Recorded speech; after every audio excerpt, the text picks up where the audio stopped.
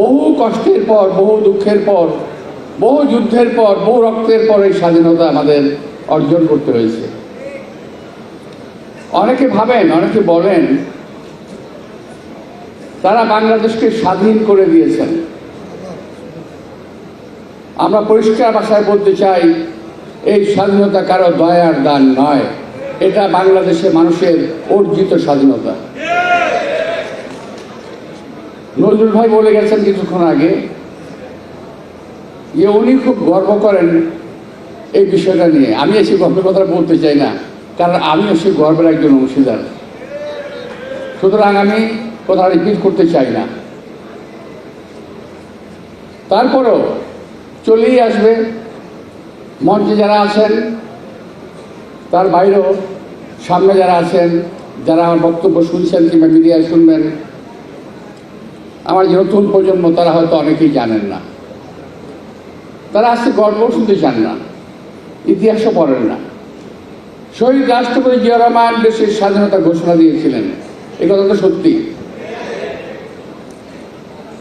এবং ঘোষণা দিয়ে উনি কি ঘুমিয়েছিলেন? উনি কি করেছিলেন? উনি যুদ্ধ করেছেন। এবং বাংলাদেশে যে কটি সেক্টর ছিল, এটা আমার অবশ্য আমি নিজে দেখি নাই, এটা আমি শুনেছি। এটা মেজর হাফিজ সাহেব ভালো করে বলতে পারতেন আমার চাইতে। উনি শহীদ রাষ্ট্রপতি জিয়া রহমান সাহেবের সঙ্গে যুদ্ধ করেছেন, সঙ্গে ছিলেন। সকল সেক্টর কমান্ডারের অফিস ছিল ভারতের সীমানার ভিতরে। একমাত্র শহীদ রাষ্ট্রপতি জিয়া রহমানের অফিস ছিল বাংলাদেশের অভ্যন্তরে।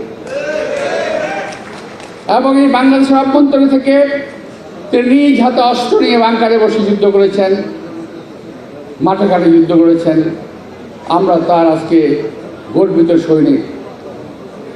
বাংলাদেশে যে কজন লোক এখন পর্যন্ত বেঁচে আছেন, তার মধ্যে আমি অন্যতম একজন। মনে করি নিজেকে শহীদ রাষ্ট্রপতি জিয়া রহমানের স্বাধীনতার ঘোষণা আমি নিজ কানে শুনেছি।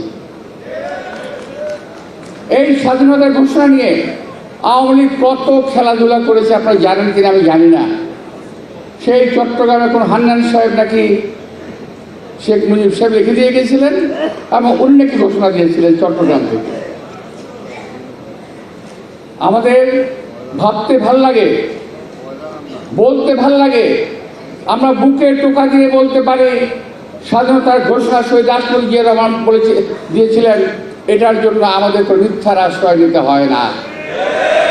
অকপটে মুখ খুলে বলতে পারি, বুক খুলে বলতে পারি শহীদ রাষ্ট্রপতি জিয়া রহমান স্বাধীনতার ঘোষক এবং তিনি দেশের থেকে যুদ্ধ করেছেন।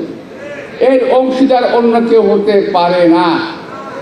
কারণ ওই যে কিছুক্ষণ আগে বলেছেন আমাদের হাফিজ ভাই, থিয়েটার রোড আর থিয়েটার এবং সার্কাস এই দুটোই করেছেন ভারতে বসে বসে আওয়ামী লীগের লোকেরা। আর এই দেশের মানুষ এই দেশে বসে যুদ্ধ করেছে। শহীদ রাষ্ট্রপতি জিয়া রহমান এই দেশে বসে বসে এই দেশেই যুদ্ধ করেছে। উনি পালিয়ে যান নাই, ভারতেও যান নাই।